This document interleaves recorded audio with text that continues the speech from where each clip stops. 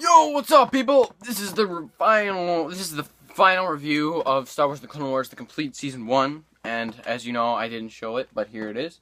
Like I do at the beginning of most of my reviews, I show what it looks like. But for this review, I didn't want to because mainly I'll do that at the end and it'll close like that because since this is a part 2, and I'll be doing this for the first 5 seasons, like I said in the last video. So here we go. Let's get right into this review. Now, the Gungan General is the episode that happens after Dooku captured. Now, this episode, I really didn't care for the Jar Jar part. Jar Jar was like, the Jar Jar kind of thing was boring. I get it. I like the clones in that arc. I just wish one of them would have just shot him in the head. Now, the Dooku, Obi-Wan, and Anakin side story, I thought that was really cool, trying to have them escape. I thought that I liked that kind of part. It had a lot of comedy and everything. I just liked that. This series does have a lot of comedy, but like at times it is very serious, and I liked that part of the episode. And then at the Jar Jar is just mainly on this mission to get the Jedi released and still pay for Dooku, which eventually at the end of the episode they don't, because Dooku gets away, and then that's what happens. And then the Jedi are freed, and then they all just leave. I thought it was really cool. You should watch the episode. Now, Jedi Crash, raise the bar again. I loved this episode so much. It was a lot of fun, seriously. Because Anakin and Ahsoka have to go on this ship, along with Rex, go on this ship and rescue Aayla Secura and Commander Bly. And they do, but Anakin gets badly injured, and then the hyperdrive in the ship gets damaged, and then they're going to blast into a star, but they take a turn somewhere, and they end up on this other planet. I thought and the planet is Quell. I liked that idea. That was a really fun kind of way to do it. I liked that. And then Anakin and Rex have to stay there because Anakin's injured and Rex is his bodyguard, and Ahsoka, Commander Bly, and Aayla Secura go off and find the villagers. They find the villagers, and gets healed. So now, Defenders of Peace raise the bar even higher. I love this episode. It was fantastic. Executed very well. And you got Anakin all healed up and everything, and then Ahsoka, Aayla Secura, Commander Bly, and Captain Rex fighting off this Neimoidian guy who's created a new weapon for Count Dooku, and it's called the Defoliator. Pretty much what it does is it shoots up in the air, and it's like a bomb sort of thing, but it leaves the droids completely unharmed and destroys like the grass and the trees and everything, and it would kill a human, I'm pretty sure. And I thought, then the final battle between all the Jedi and the clones, and that versus the droids, I thought that was really cool. And then how those people, even though they're kind of pacifists, then they finally come to join and they help them. And I thought that was really cool. And the leader, I thought he had some interesting points for his morals, and I thought that was good. Now, Trespass. This episode was mainly Anakin, Obi-Wan, and Rex, C-3PO, and R2-D2, Senator Chuchi, and Chairman Cho have to go to this planet because the clones' base was attacked by these creatures called the Talls. But they think it's the droids, but then it turns out the droids are the same way, and then they look on this holopad thing, and it turns out the Talls have attacked them, and then Obi-Wan and Anakin go and talk to these Talls, and they talk about what happened, and they ask for peace and everything. And then they bring Chairman Cho, and he messes everything up. He's like the main villain, I'd say, in this episode. And he ends up dying, thank the Lord, I know it's mean to say, but this character was a jerk. I know. But this episode was good. It stayed at the same level, It didn't lower it or higher it any. But it ended good. I liked the ending. And then the Hidden Enemy raised the bar higher. I love this episode. It was fantastic. I love episodes with clones. Especially, this episode, especially because it had a traitor and another traitor. It's in the title. The Hidden Enemy. Pretty much, this takes place before the Clone Wars movie, and it explains why, there's a lot of stuff happening in the Clone Wars movie at Christophsis. And I liked that. So pretty much Anakin, Obi-Wan, Commander Cody, and Rex are the four good guys. Commander Cody and Rex are trying to find out who the traitor is, and they find out it's in this batch, and they find out it's this commander named Slick, and he's the commander of this unit of his batch that Captain Rex and Commander Cody go to. And then Anakin and Obi-Wan go and fight Asajj Ventress, and then they find out this huge army is there, that huge army that they fight at the beginning of Clone Wars. And General Warsmarth is there, you see him. So, just a cool little thing. And then the next episode is the Blue Shadow Virus. It lowered it a little bit, mainly because it had Jar Jar in it. It had more Jar Jar. And Jar Jar was stupid at times, but also, he was kind of helpful to the plot. And I just don't think Jar Jar is helpful to any plot. And, but I get it, the point. And Padme and Jar Jar go back to Naboo because there's this guy named Dr. Vendy. He's created this deadly virus called the Blue Shadow Virus, and he will unleash it on Naboo. And then Anakin and Obi-Wan come and rescue Padme and Jar Jar, along with Ahsoka. Ahsoka comes with.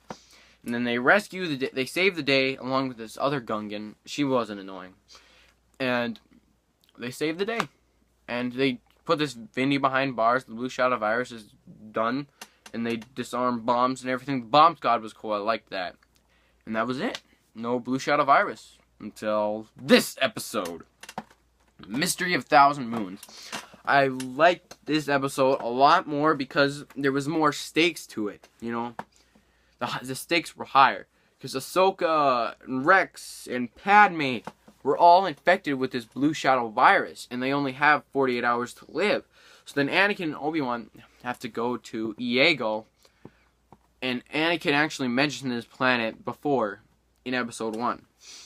And he actually sees an angel. I thought, that was a little tidbit to the past, and they meet this Jabo Hood. He was cool, he was kind of like a slack kid. He made these battle droids under his command and service and everything. I thought that was fun. So then they actually get this vine, and then they get back, and it's the only antidote. They get this vine, the antidote's the vine, and they get it back there, and they and they save the day. Cha-ching! Alright, so, Storm over Ryloth. I thought this episode was okay. It had a good message to it. Just, I wish it would have been Anakin instead of Ahsoka who learned to deal with this death of troopers. And, I get it, because Ahsoka hasn't probably had to deal with that, but Anakin already has, more than likely. And I get that. But it was okay. If I have to watch it, I'll watch it. But if I choose it over something else like Mystery Over 1,000 Moons, I'd watch Mystery Over 1,000 Moons. And this Ryloth is a 3-story arc, and I thought that was cool.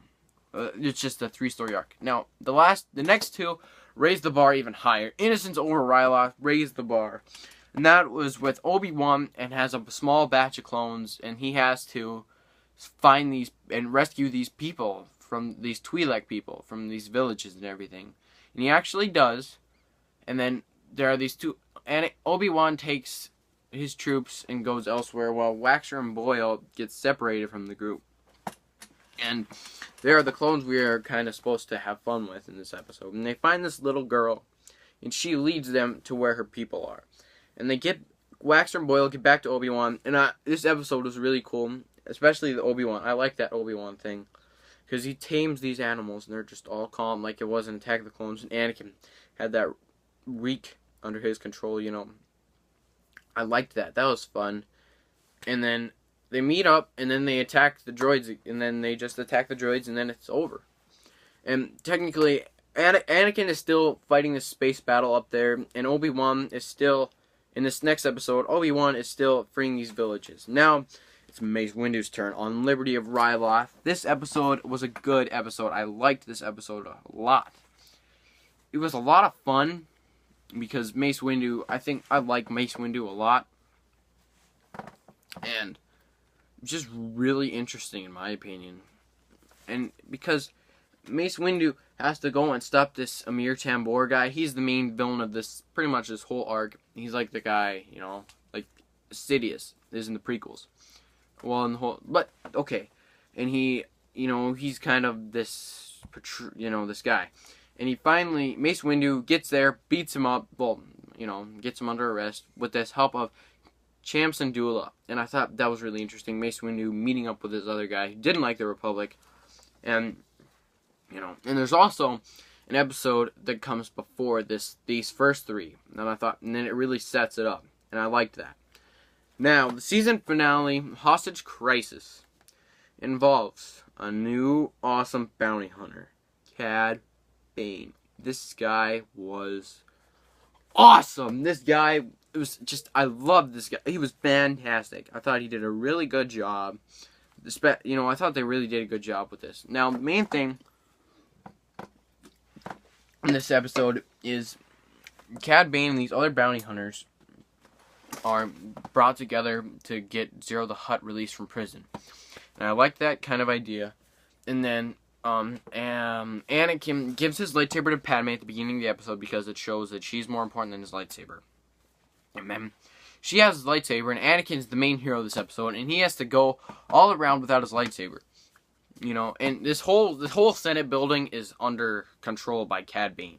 And he's not going to let anyone out until he gets Zero the Hutt out, and that's the season finale, and that's the ending of the episode. They get Zero and they get out of there. Anakin saves the day, cuts a hole around them, and save all the senators, because there are these lasers around the senators, bring them all together. And I thought this was a really cool episode. It showed Bane was a cool guy. When this senator was just walking off, he's just like, boom, you're gone. But overall, this was an okay season. It was an okay season, you know.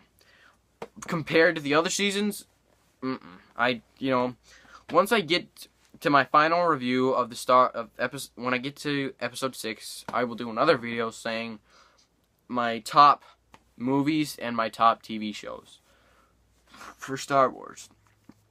So, yes, this is my review on Star Wars The Complete Season 1. I'll see you guys next time. May the Force be with you.